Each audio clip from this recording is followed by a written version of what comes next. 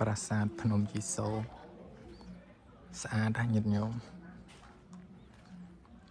ហាមឡើងមិនធម្មតាទេព្រោះប្រាសាទនេះកសាងយូរបើនិយាយពីជីវិតយើងវិញនឹងប្រហែលតហើយប្រាសាទនេះមានប្រវត្តិច្រើនគួរសមតែអាត្មាភាពមិនបានបរិយាយទេបង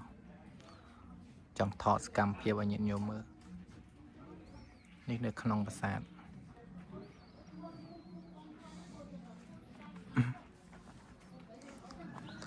នេះគេដាក់តបូល